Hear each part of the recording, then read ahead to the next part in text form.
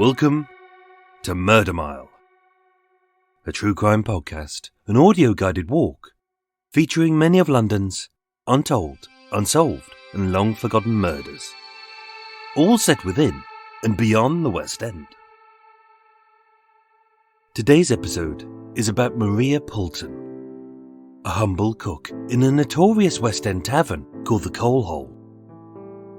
Branded as pure evil, her shocking crime scandalised this infamous den of depravity. Only this tragic little murder wasn't committed through rage or hatred, but mercy and love. Murder Mile is researched using the original police files. It contains moments of satire, shock and grisly details, and as a dramatisation of the real events, it may also feature loud and realistic sounds, so that no matter where you listen to this podcast, you'll feel like you're actually there. My name is Michael. I am your tour guide, and this is Murder Mile. Episode 126, The Coal Hole Concealment.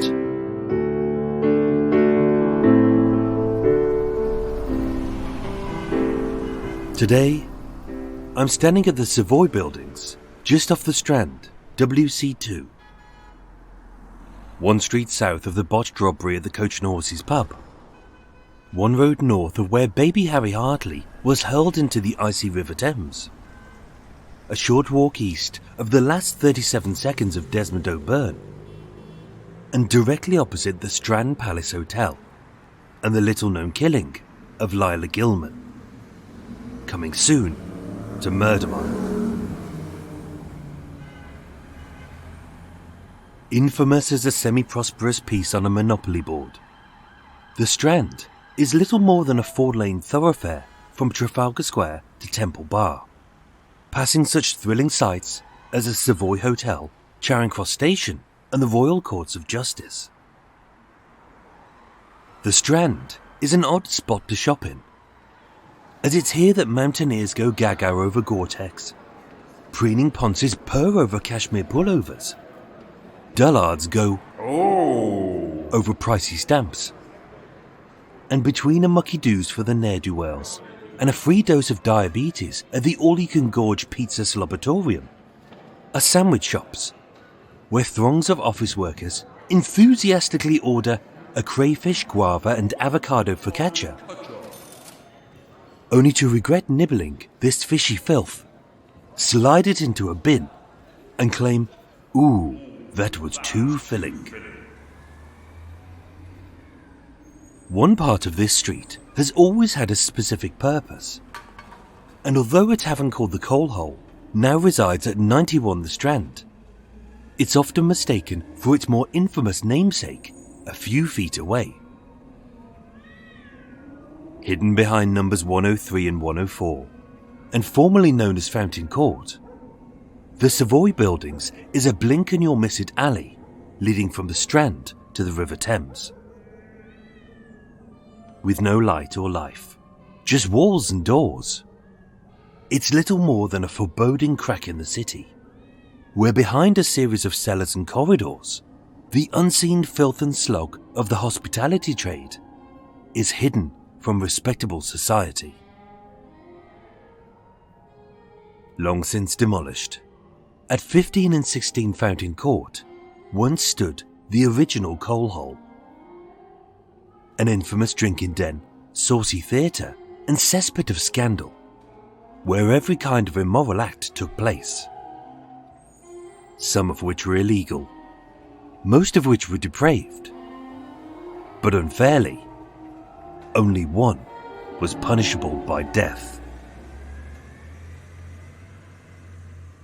As it was here, on Friday the 13th of April 1832, whilst perched on her chamber pot, that a modest cook called Maria Poulton would risk her life to commit her first and only killing.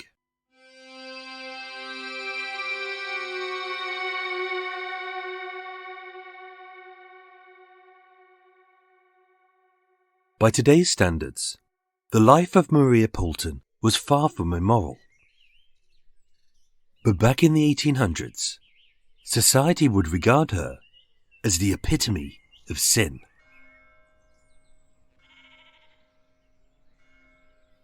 Born in 1805, near the Essex hamlet of Ardley Heath, Maria was an ordinary working-class girl from very humble beginnings. With no land or home of their own, like many families forced to toil in the harsh spoils of manual labour, the Poultons fought an everyday battle to be safe, dry and fed.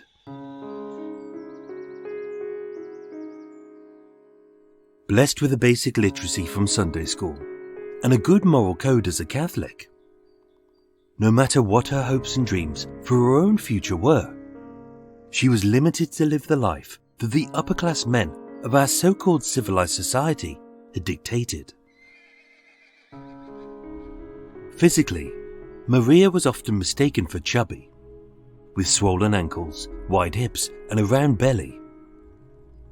But in truth, she was typical of any malnourished urchin who was surviving on a meagre diet of hard bread, thick lard, starchy potatoes, and the cheapest cuts of the fattiest meat. As a person, Maria was unremarkable. But what made her so beloved was her nature. She was poor but always clean. She was lonely but not unhappy. And although disadvantaged, she would remain sweet, meek, and humble. Earning an honest wage since her early years, Maria worked as a maid and a cleaner in the local taverns, and later as a kitchen hand. She kept herself to herself. She was rarely ill, and she never complained to anyone, ever. Even when her life was bad, she dealt with it alone. For a poorly educated working-class girl, she had done okay. She was single, solitary, but self-sufficient. Like many women in this era, with no chance of a pension, savings, or a home of her own, the best she could dream of was to marry a good man and spawn several offspring to see her through to her dotage. But by 1831, with her sisters married off, and being at the grand old age of 26, Maria was cruelly cursed by society as a spinster. And hardly being a great beauty, her family didn't hold out much hope. Feeling the pinch to follow suit, and deep down keen to be loved, in July 1831, Maria had met a handsome man called Harris. A romance blossomed, their lust peaked, and just like their love, her belly began to swell. But this love of her life was not to be. As being betrothed to another woman, he fled.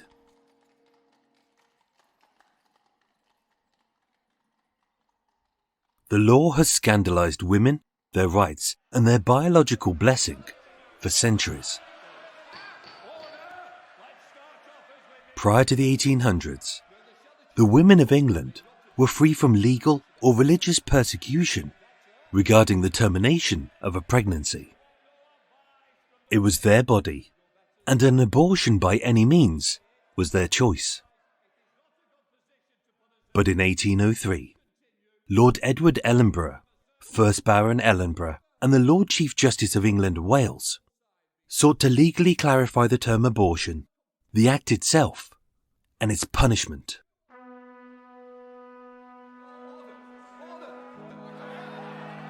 Introduced in the all-male, all-white, and all devoutly religious House of Lords. After a few amendments, but crucially without the need to consult a woman or even their own wives, the bill passed the House of Commons. 115 years before the first female MP, 165 years before the first female Lord, and it came into law on the 18th of May 1803. It took less than 8 weeks, and it opened a viper's nest of bigotry. Only this Act of Parliament, which in a swift strike crushed any woman's right to decide what she could do with her own body and the life of the unborn baby inside her, it wasn't deemed important enough to establish in its own bill. It was a subclause in the Malicious Shooting and Stabbing Act of 1803, which criminalised the discharging of loaded weapons, as well as any stabbing, cutting, wounding, poisoning, maiming, disfiguring, or disabling of any of His Majesty's subjects. Oh, and the terminations of pregnancies. As of May 1803, the Act decreed that it was an offence for any person to perform or cause an abortion post the point of quickening, where the fetus can be felt moving in the uterus, usually at 16 to 20 weeks. The punishment of which was either transportation for a minimum of 14 years or death. An amendment also criminalised the act of concealment, meaning that if a baby should die during the physically dangerous process of childbirth, and the mother should fail to report it, her innocence may only be found if a medical professional deems the death as an act of God. But if that baby had breathed a single breath, in an era where pathology was still in its infancy, the courts could find the mother guilty of murder.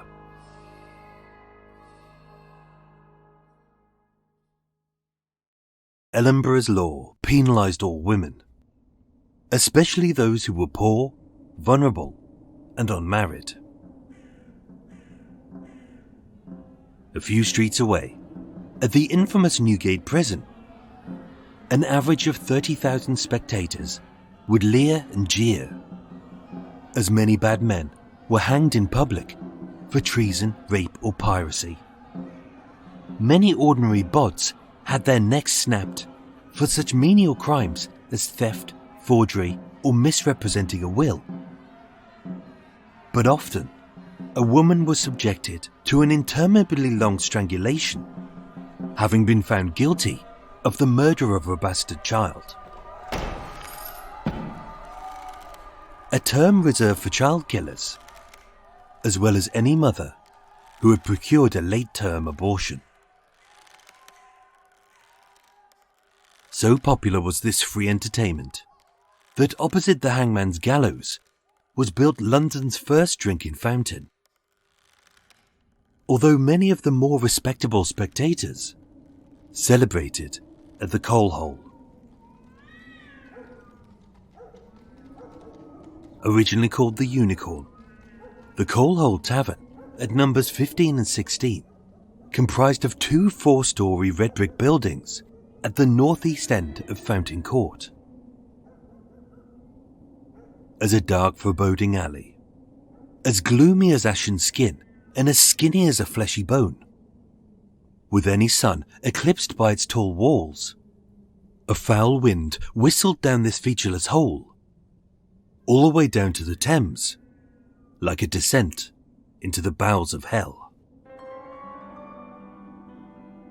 Owned by the eponymous John Rhodes, the Coal Hole was a former coal cellar of the Savoy Hospital.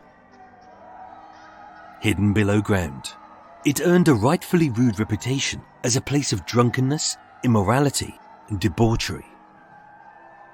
Only this was not a low-rent flea pit for grubby labourers or bawdy sailors. This was a highbrow, arty establishment for the more discerning young gentlemen in their most fashionable top hats and tails. As a members' club for men only, the Coal Hole had private rooms for Masonic meetings, a lounge where coffee was not the only stimulant, a hotel called the Metropolis, where guests could depend on well-aired beds, which was code for sex on tap, a theatre replete with songs, jokes, and a little tableau vivant, an arty excuse to ogle the jiggling jollities of a dancer's boobs, butt, and biff. and a tavern where the bawdy excesses of unabashed drunkenness were served in solid silver tankards. And with a blind eye turned by the law, fights and orgies were not uncommon. This was not a place for a young lady, but as the cook for its supper club, Maria saw very little of this.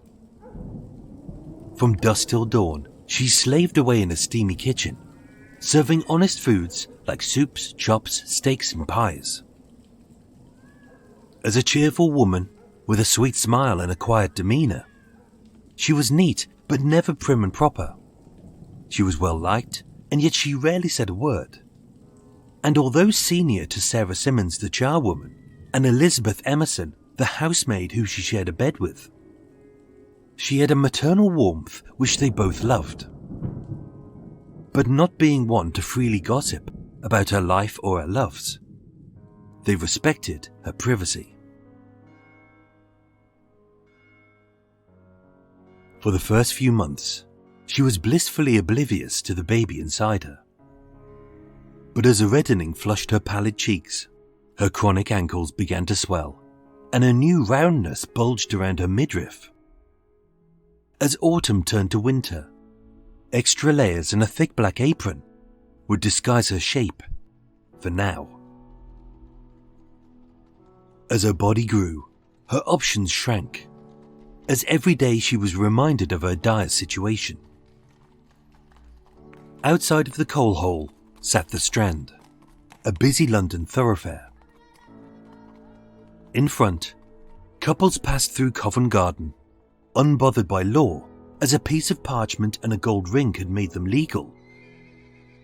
To the left was the Strand Workhouse, a stark warning to any unwed woman, as its cemetery sprawled far and wide with the tiny graves of unwanted babies. And to her right, carried on an ill wind, were the deathly cheers and cries of yet another evil woman who was hung at the gallows of Newgate.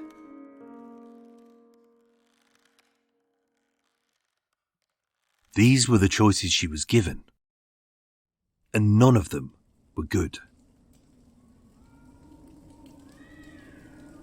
Living in a top-floor room above the coal hole, she had a small washing bowl, a dressing table, a thick horsehair bed, and beside this, in a seated wooden box, a porcelain chamber pot. The precursor to the flushable toilet, where pans of pee and poop were expelled without privacy and disposed of by hand. In court, Sarah would state, "I asked, about Christmas time, if she was in the family way. She said no. And respecting this modest lady, I never mentioned it again." But her pregnancy was obvious. Being 4 to 5 months gone, and having felt the quickening, Maria was left with only one option. In the 1800s, there were very few foolproof methods to induce an abortion. They all came with risks, and they all had side effects. Some were mild, like cramps and nausea. Some were severe, like disability and death. Popular amongst the poorest was Tansiol, a violent purgative to flush out the bowels. Pennyroyal, a herb used for colds, fatigue, and as an insect repellent. Ergot, an alkaloid used to treat migraines, which can also cause seizures, organ failure, but also miscarriage. As well as cheaper methods, like very hot baths, turpentine, street gin, vaginal plunging, a punch to the gut, or a fall down a flight of stairs. It is unclear which method Maria chose. Maybe one, maybe many. But as a sickly pale girl who was naturally unsteady on her feet, she hid her sickness well, often putting down the vomit into a bug or the violent stomach pains to off food. And as always, as bad as her life got, she dealt with it alone. Given a little privacy, Maria would perch upon the chamber pot. As the twinge of hot needles poked her innards, she prayed the poison didn't kill her, but did its work. And as the debauched excesses of the so-called gentlemen of civilized society thundered on downstairs, silently she awaited the white porcelain bowl to become flush with the gush of blood and the slop of a limp fetus. But the blood never came.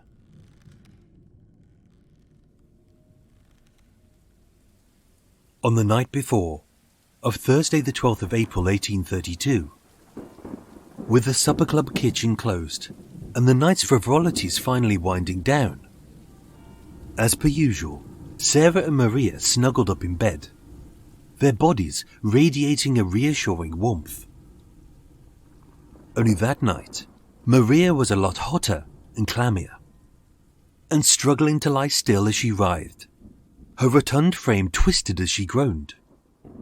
But when asked, she claimed it was just a stomachache. By the next morning, of Friday the 13th, having had fitful sleep, Maria was unusually hard to rouse. Her movements were slow, her pale face dripped with sweat, and unusually for her, she complained of a headache. At 2 p.m., rightfully concerned, Sarah and Elizabeth returned to the bedroom and softly knocked, but got no reply. They knocked again, but heard nothing. So as they entered, they saw Maria, alone, perched upon the wooden box of the chamber pot, struggling to stay upright, her skin wet and her body weak. Miss Poulton, Sarah asked. What's wrong? The porcelain pot, obscured by her long nightdress, a black apron, and several petticoats. But in a barely audible whisper, Maria replied, Nothing. Go. Please go. She didn't, instead asking, Shall I fetch Dr. Jones? Only Maria said, No, I'm fine. As she ushered her junior away, with a waft of a trembling hand, and a feeble attempt at a reassuring smile. Only those who knew her knew that she wasn't fine, as her white petticoats were stained red, the floor was dotted with thick spots of blood, and lying about her feet were fistfuls of woolen cloth, used to stem the flow.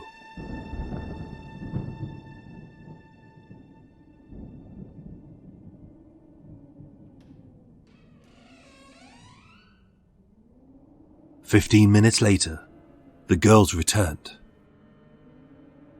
Maria was slumped over, sitting on the side of the bed. Her black apron was gone, her nightdress was untied, and its cord was missing. Too exhausted to move, she weakly asked, Elizabeth, please remove this. Pointing to the porcelain pot perched upon the locked wooden box. Its pale white shine stained red as wadded rags floated in a thick red sea. Sarah knew, but spoke cautiously. Miss Poulton, cook. Where is the baby? Too tired to talk, Maria uttered, No baby, just had a small miscarriage. And with no energy left, Maria agreed to see a doctor. The doctor's aide, Charles Thompson, arrived from the surgery at 4 Fountain Court. Bedbound, Maria still claimed that it was just a stomachache, but the soiled rags and the spattered pot told a different story. If this was a miscarriage, the law stated that the doctor must observe the fetus, as only he could say whether it had lived or died, even for the briefest of moments. Only Maria stuck to her story.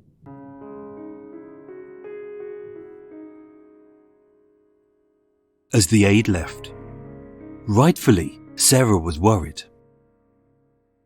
The law was the law. He could fetch the doctor. He could tell the master. He could summon an officer. If there was a baby, all three of them could charged with aiding the concealment of a baby. So side by side with Elizabeth, Sarah asked, "Please, cook. Please show us." Reluctantly nodding, with a sharp wince, Maria bent down beside the bed. With a click, she unlocked the wooden box which recently held the porcelain pot and pried it open. Inside, all the girl spied was some rags and a black apron. But hidden from sight, as she held a set of scissors, something went snip. In Maria's hand lay the bloodied cord of her nightdress, hanging limply like two ends of a severed loop, as its once tight cotton noose had been freed from its vice-like grip.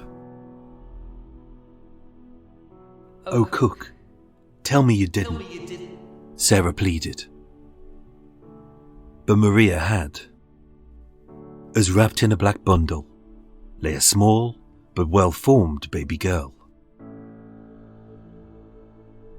Naked and helpless, it lay silent and still, its little face all purple, its tiny tongue protruding, and its lips the same blue hue as its eyes.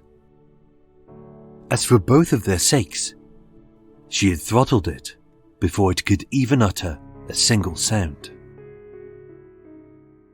"Oh, cook," Sarah said, "you have hanged the baby." To which Maria implored, "Hush, please, you will hang me." But with an officer not far behind, it was too late. Her secret was out.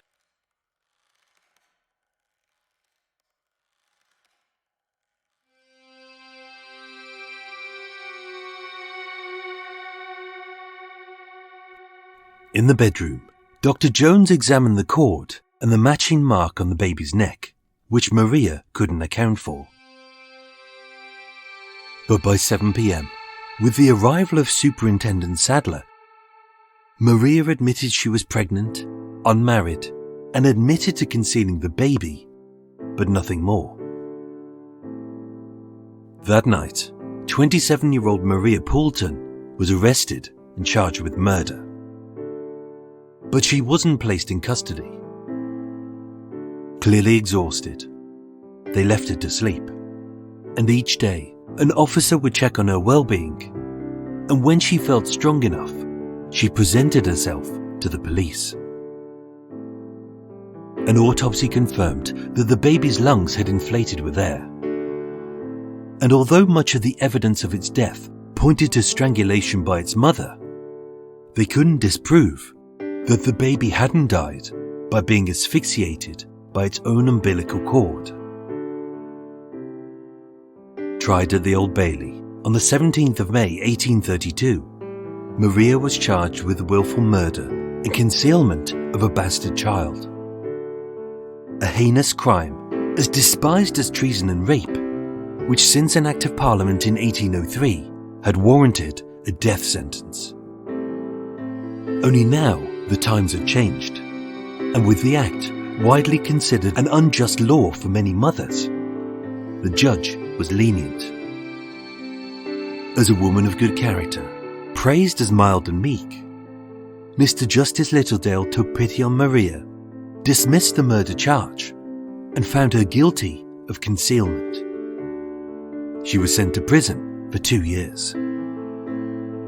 Maria lived out her final days as a domestic servant to a nice family in Clerkenwell. She was 46 years old. She didn't marry, and although everyone who knew her agreed she would undeniably have made a good mother, she never had any children.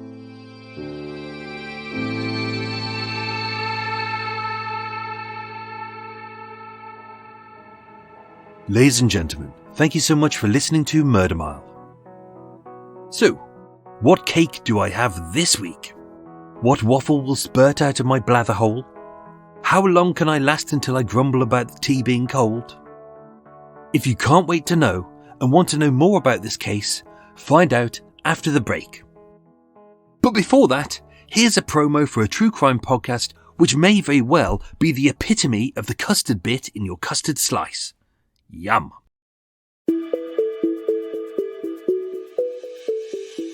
Do you want to know about crimes and cases that you haven't heard anywhere else?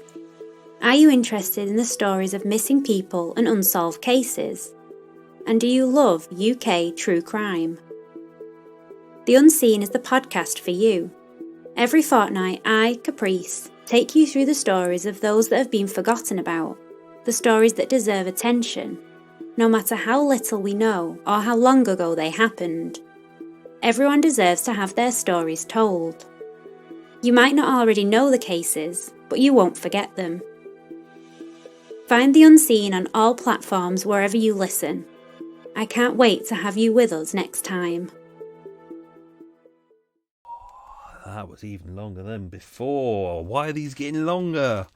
Oh, frig it. Oh, healthy. Oh, that sounds good. Hello, everyone. How are we all doing? We all good? We all good? We all healthy?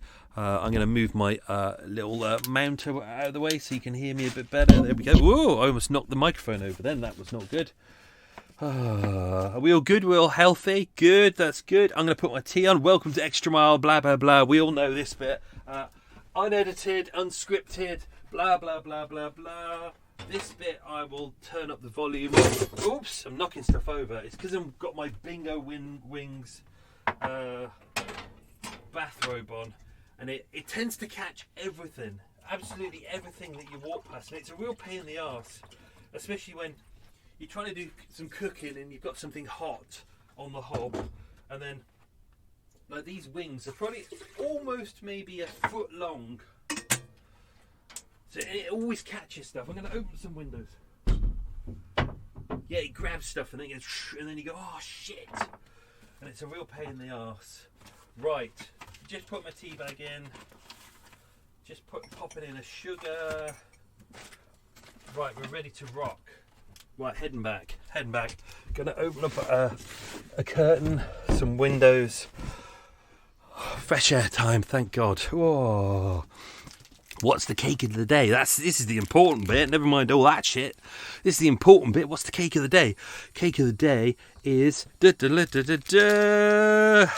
mean, is it a biscuit? Is it a cake? It's a cake. It's a McVitie's Jaffa cake.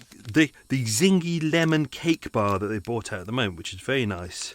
They're like the little Jaffa cake biscuits, cakes, who cares, blah, blah, blah, blah. But they're in cakey bar form, but instead of the orangey bit in the centre, they've added a kind of a zingy lemon flavour, and they're very nice. Yeah. Cake bar with dark chocolate, light sponge, and a lemon flavoured centre. Whoa. The fact that it's a little bit, I don't like dark chocolate, but the little dark chocolate goes nicely with the zingy lemon. So well done, McVitie's. Hats off to you on that one. You've done good job. What else is going on in the world?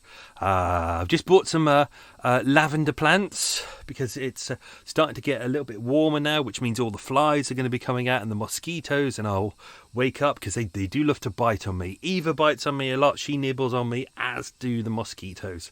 So I have to spend all of my time going, you bastard. I hate that. You can hear them and they're buzzing around and they get into your ears and, horrible. So I bought some lavender plants. I have a tendency to kill plants. They don't seem to last. The little cilantro that Amy got me for Christmas is surviving well. I put it in a pot. It's doing good, which is good. The lavender plants are doing okay. It's meant to be drained soil, I've worked out, which is why they don't survive. So, because I haven't got plant pots that have got holes in, I've put loads of big stones at the bottom and some twigs to make a kind of a space, and then I put soil on top. So I think that might do it. I think that might allow it to kind of drain and filter a little bit. So I'm doing it that way. We'll see how it goes. What else have we got? Oh, just to say, that message to Kelly there, Matt got in touch. He'd ordered it. You can order it online through the website. There's a button you can click that says personalised messages. You can order it that way, and then what I do is I get in touch and I say, oh, let me know about the person whose message it is that's personalised, and then send me some details, and then I'll make it nice and detailed. And I think I did one last year, didn't I? But yeah, if someone's a fan of the show and you want them to have a special message, or you can even have it for yourself, you can do that. You can order it online. What else we got? I've got some. Just ordered some new mugs. I've just ordered some special mugs that I've created myself. So there'll be about 10 of those there on the way. They will be unique. There will only be 10 in existence. Ooh, very exciting. I was designing some Murder Mile face masks yesterday, and I thought, oh, these will look good. I like these, but I went to order 100, and when I got to the till to look at it, I realised I didn't have £1,600 to spare. So no Murder Mile face masks. What else is there? Across this week, I made a nice sprouts and corn booner. Oh, lovely, because I fancied a bit of a curry, and I had loads of sprouts left and some onions, and I bought some corn and added some booner, and it was very nice. It lasted 4 days, and I'm not as windy as you might expect, which is remarkable, really, considering it was me, and it's sprouts, and it's corn, and it's booner. But there we go. Pop this in. Pop that in there. I'm not doing my leaf tea until later. I find that I need a kind of a stronger.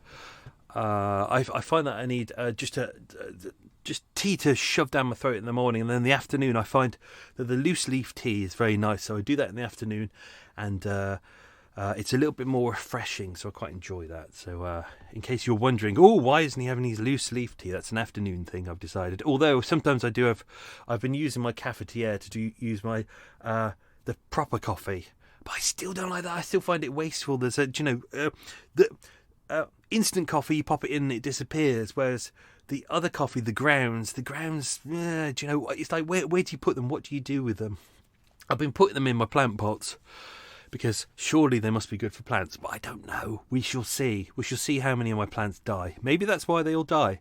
Right, before we go into details about this case, let's do something that I'd totally forgotten about.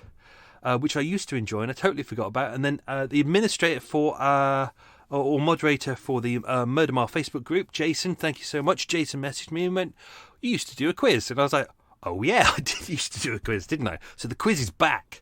So hopefully you've had your ears open on this one. If not, you'll be like, shit, I should have remembered to listen.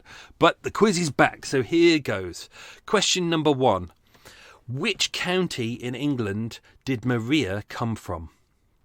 So, question 1, which county in England did Maria come from? Question 2, what types of food, there were 4 basic types, what types of food did the coal hole serve in the supper club? I mean, it all sounds good. I could tuck into them all right now. Question number 3. At the top of Fountain Court was the Strand, but what famous landmark was at the bottom? I'll post some pictures online. It's like where Fountain Court was. The buildings, it still basically exists. The original buildings have all gone, but you can see what it's like, and when you look at it, you go, "Ooh, that looks creepy." Question number 4. Why was the tavern called the Coal Hole? Question number 5. Fountain Court, now called Savoy Buildings, is situated between which numbers on the Strand? Good luck to you if you remember that one. Question 6.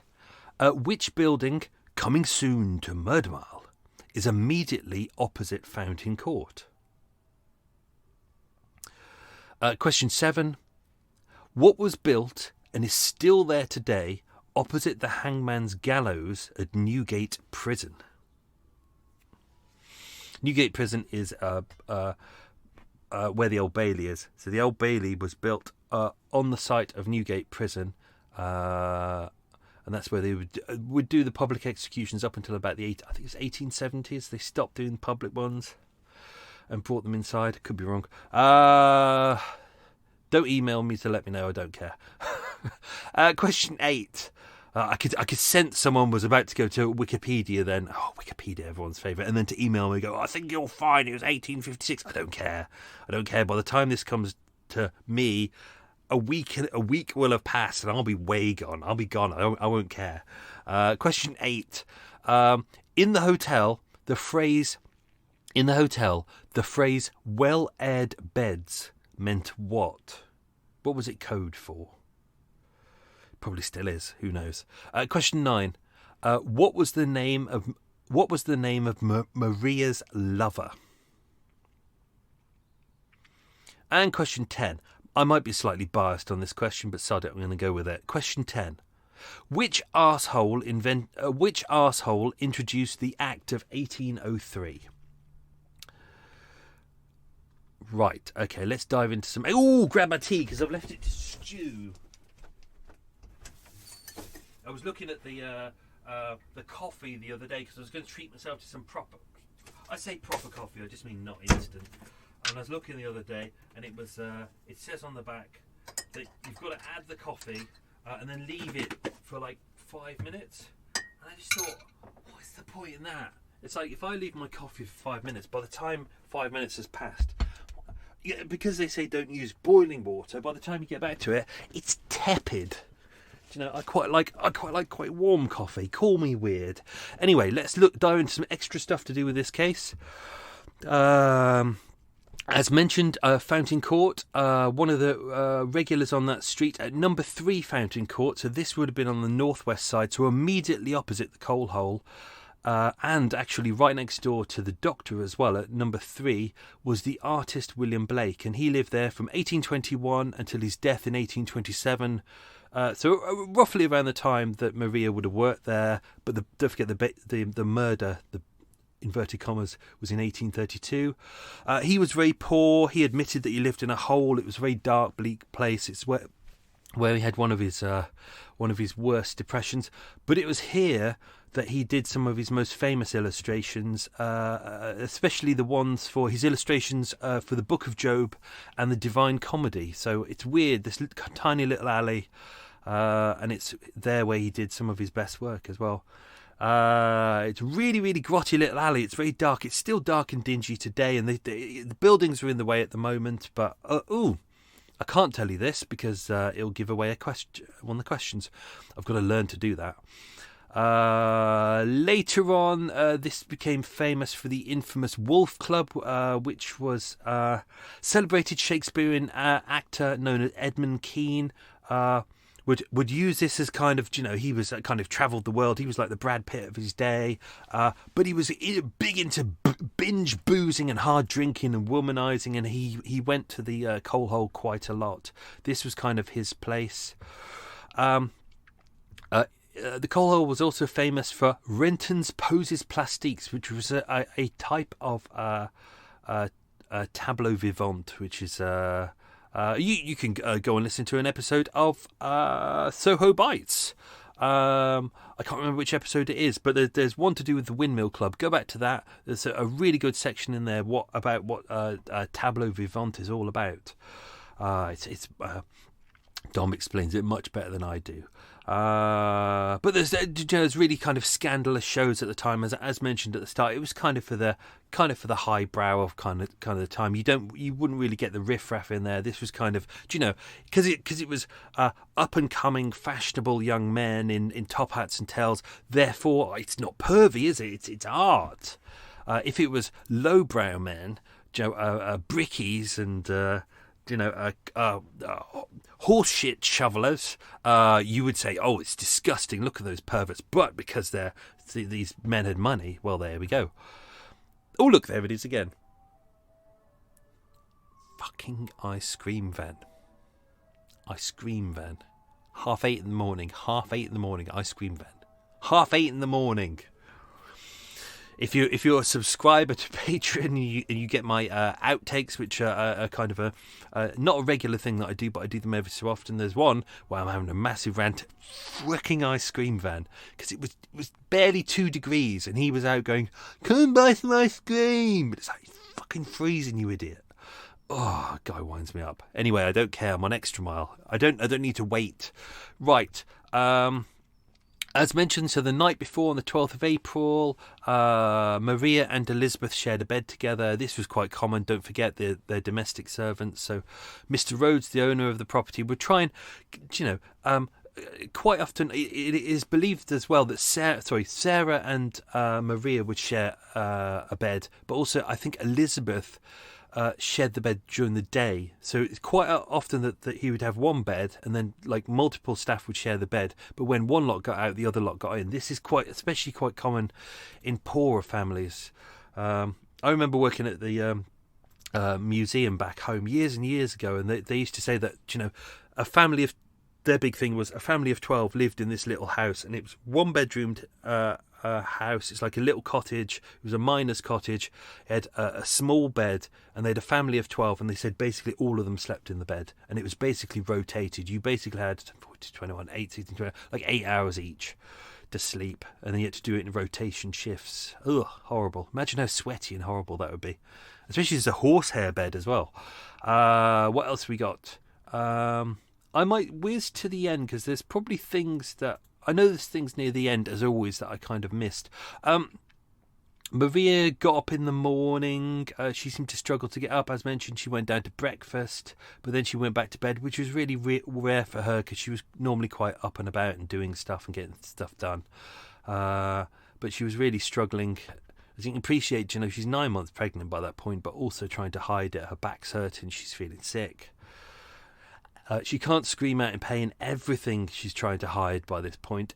Pretty much, you could say that Sarah and Elizabeth pretty much knew what was going on. As far as I can tell, Sarah seemed to have children herself. So, it's not like this was. She was like, "Oh, I'm too young to understand what's going on." Like she clearly knew what was going on, but she was respecting this lady's privacy. As mentioned before, this is in the era before Bazalgette sewers came to London, so yeah, probably about 50 years before, yeah. So this is the days where there's some kind of plumbing inside the houses. We're not in an era still where things are being chucked out the window, you throwing out your shit, but there is kind of a slight plumbing system where you could get your porcelain chamber pots and you could tip it down the sink, and then it would go down the sink. But they hadn't created flushing toilets. Well, I mean, they had got flushing toilets, but you had to be a lot richer to be able to afford those. Do you know what? I'm guessing that the master probably had a flushing toilet, but the servants probably not. Which is why when Maria was on top of the chamber pot, and all the blood was coming out, etc. This is why she had it in a porcelain pot. It was a towel over it, and that's why she handed it to Elizabeth and said, "Can you get rid of this?" Because the laundry room was next door, and she'd be able to tip it down the sink in there, but she didn't. She deliberately didn't. What else we got? I'm trying to make sure I don't give away too much from the quiz. I might remember about the quiz now. As mentioned before, the girls came in. At first, they saw a couple of spots of blood on the floor and her petticoats, very much stained with blood. I asked her what was the matter. She said nothing was the matter, and she requested me to leave. But around the floor, there was lots of woolen cloths. Don't forget, this is also in an era where there really wasn't sanitary towels for women, so basically they just had to use whatever they had. Quite often it was just kind of woolen or cotton rags, whatever they could find, really. What else we got? Sarah said, I went up with Emerson, so that's Elizabeth, the housemaid. The prisoner was sitting on the bed. I observed a great mess of blood on the floor. She desired me to clean it up before the doctor came. By that point, she'd already kind of said. The stories are a little bit vague at points. It's kind of the timing's all out. So sometimes one says the doctor was already called, and then the other says, well, the doctor... but there's a difference between the doctor and the doctor's assistant, so they're not really that worried about the doctor's assistant, but when, knowing that the doctor's coming, that's quite serious. It was about 2 or 3 times Sarah did actually say to her, asked if she had a baby, and she said no, and Sarah did say, well, there must be a baby somewhere. If you've had a miscarriage, even a small one, there must be a baby somewhere. You need to tell us where it is. And she was like, there is no baby. What else was there? It must have been an absolutely horrible thing for Maria, especially, being there by herself. She can't talk to anyone. She's got no real preparation for this. I took this out of the episode because it threw it slightly off. But 3 weeks before the baby was born, she went to a lady who she knew. I can't remember her name. It was over in Herbert's Passage, which is like 2 roads down. And she went to her and she said, I need to buy a large sheet of diaper. So that's basically like a cotton cloth. And she says, I want to cut it into 12 napkins. And that she didn't have it at the moment, but she said, I can sort that out for you. But if you think about it, that's could be what she would have used for kind of nappies for the baby or something like that. It just seemed weird that she would go in and ask for just 12. But she didn't seem to have much money to be able to afford. Obviously, as mentioned, this is a time where women didn't have savings accounts, weren't allowed to control money. She wasn't really paid that much. She was a cook. She was on an okay wage, but she wasn't on an amazing amount. That's the way that they keep the poor down in this era, is by not paying them enough, making sure that they sleep on the premises. Therefore, you've got the servants always with you at all times. You feed them there. That will come out of their wages anyway. So basically, it's, they get a little bit of a wage, but basically their food and their accommodation is taken out of that. They don't have enough money to save up. Therefore, they have to stay in servitude for the rest of their life. As I said at the start, it's the way that the rich remain pampered and the poor remain in their place. Charles Thompson, who was the assistant to the Mr. Jones, the surgeon, he arrived. Don't forget, this is an era before people carried watches, so they're saying between 3 and 4 o'clock.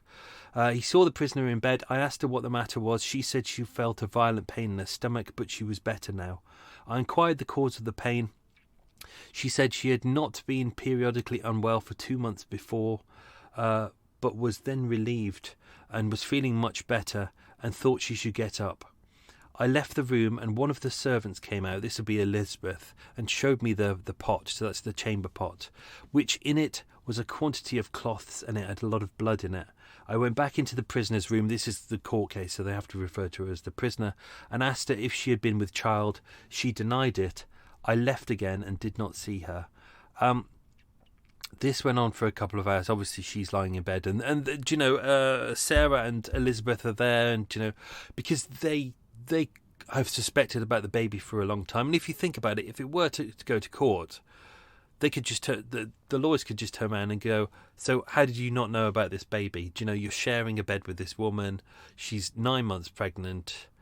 How did you not know about that? So if you think about it, it's a difficult situation for them as well. They want to protect her privacy and her life, and they don't want to get her into trouble, but they also don't want to get into trouble for something which isn't their fault as well.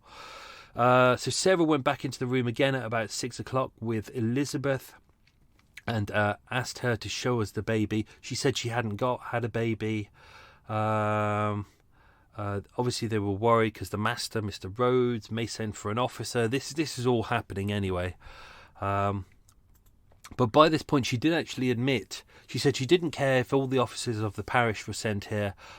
She was not willing to open the box until the next morning. So she had already admitted that Something was in the wooden box at that point. I didn't put that in the story because it kind of gives it away. Dr. William Jones, the surgeon or doctor who lived immediately opposite, he arrived at roughly around between 6 and 7 o'clock. He saw the prisoner lying in bed. She said she was feeling a lot better. She'd been downstairs, but she was feeling fatigued and then came up again.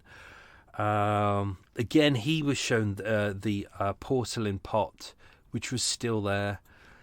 But as you can appreciate, the baby's not there at the moment, so she was able to. She had enough energy to manage to wrap up the baby, put it in a towel, the black apron, hide it in the box.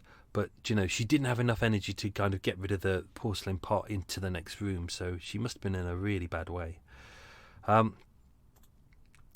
Sarah said Emerson went downstairs.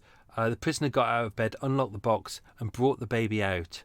I hallooed out, "Oh, cook, you have hanged the baby." And Emerson came up. She laid it on the floor by the drawers. She went to the drawers by the window, took out a pair of scissors, and did something to the bundle. I do not know what, for she prevented me seeing this. Question, what bundle? Answer, the child was in the bundle, I said. Oh, cook, you have hanged the baby. And that's when Maria said, hush, hush, Mrs. Simmons.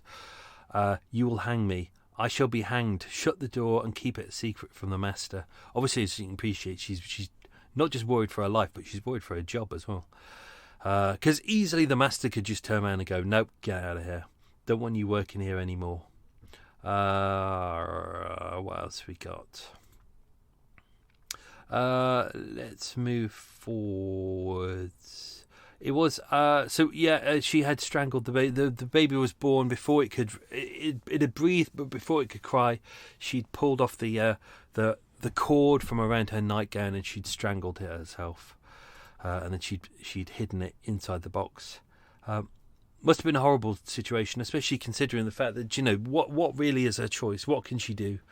She's not married. She doesn't have any family to support her. If she does have the baby, likelihood, as we've seen with the earlier episodes, if a woman doesn't have enough money to be able to look after the child, and the decision about whether she can look after the child is not her decision. It's based on the courts and the beadle of the parish and people like that, so they can just take the baby away whenever they feel like. And don't forget, this is a time of serious religion, so it's all based around what they think God wants and all that shite. Yeah, she doesn't really have much choice here. You can kind of understand why she would think this baby and myself would be better if the baby didn't exist anymore. So it must have been a horrible situation to have done. And also, there's no real record here about whether she was planning to have the child. She hadn't prepared for the child, apart from what we think might have been nappies. She hadn't got anything prepared for it. But really, where could she put that preparation? Where could she hide nappies? Where could she hide clothes? She couldn't. She hadn't got anywhere to have the baby. She had to do it in secret. So, whether she was planning to keep the baby or whether she had already planned in advance to dispose of it, or whether it was an instant thing, we just don't know. There's a lot of unknowns in this case. What we got? So as mentioned, she wasn't immediately arrested. They decided to leave her in the room, and a police officer would visit her on a daily basis just to check that she was okay. And then she finally took herself to what was Covent Garden Police Station, and it's there that she was finally arrested. Autopsy conducted the next day at noon by Dr. William Jones, who we've mentioned. There was two other, the main Dr. Lee and Mr. Bevan, who was the surgeon as well. So they said that the skin around the neck had erupted, so there's bruising. The lungs were fully inflated with air. In fact, it had every appearance of having been born alive, of having breathed. There was a bruise on the back of the head, which I considered most probably occasioned by a fall. I do not remember anything else which struck me except that the afterbirth was unusually small. He said that the navel string, i.e. the umbilical cord, was unusually short and small as well. It was not separated until I cut it. So it was still dangling off by that point. Not connected to the mother. The tongue protruded from the mouth, and the left-hand side of the face appeared more puffed than the other and drawn up. The vessels of the brain were filled with blood, and there was a spot of extravasated blood on the left-hand side of the brain. Everything induced me to think that death had been caused by strangulation. I attended the prisoner afterwards, but had no conversation with her about this. What else we got? When they already got there, there was obviously, as you can appreciate, the what they call the string, but it was actually kind of the cord of the nightgown that was there. It was, it already, you could see where it had been cut. It was saturated with the mother's blood. Pretty much everything kind of stated that she had strangled her baby. The circumstances of the lungs floating in water is an unsafe criterion to ascertain if a child had been born alive. I cannot say if this child, this is what the doctor said, was wholly born alive. I think if the tape had been applied to the neck immediately after death, it would leave a mark while the blood was warm. So even though this is the early days of pathology, they're still able to kind of work out whether the child had breathed,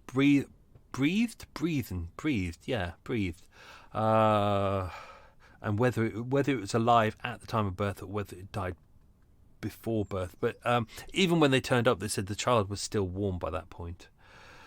So as mentioned, she was tried at the Old Bailey, 17th of May 1832. So the Old Bailey by that point was the original Old Bailey, not the new one that we have now, which was an open court, i.e. there was no roof.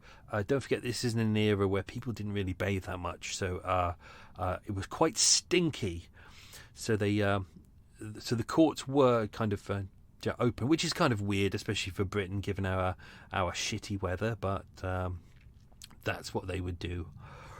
I think with the court case itself, not only was it kind of because she was a woman of good character, but they said there was really no evidence of preparation in advance. She didn't have the cord ready by her side to strangle it. She didn't have a way to get rid of the body. None of that was there. Everything they looked at just looked at a woman who'd given birth, and then she strangled it, literally at the time of birth. So because there was no premeditation there, they couldn't really say, this is an evil woman who just hates children and da da da. They said, she's of good character. She's inoffensive. She's mild. Everyone who knew her came forward and said, she's a lovely lady. She's very sweet. She keeps to herself. What else? Oh yeah, so as mentioned, her last recorded details. She was working as a servant to James and Elizabeth Pascal at number 1 Queen's Row in St James's, Clerkenwell, who were a father and daughter.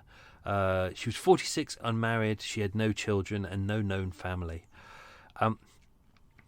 The coal hole was eventually demolished and replaced by something called Terry's Theatre, which was built in 1887. What else we got? Big old theatre could accommodate 800. What else we got? I think that's it. Yeah, look at that. I'm a good boy. I've written a note to myself. Answer the questions. I always have to put that at the end, otherwise I will forget. And I know I'll forget because I'll forget. Right, let's do this. Right, let's answer those questions because I've waffled for about almost half an hour, which is more than anyone should ever bear. So, question number 1: which county in England did Maria come from? Answer: Essex. Slurp, and my tea is cold already. Question 2. What types of food did the coal hole serve in the supper club? They served honest foods like soups, chops, steaks and pies. Question number 3. At the top of Fountain Court was the Strand, but what famous landmark was at the bottom?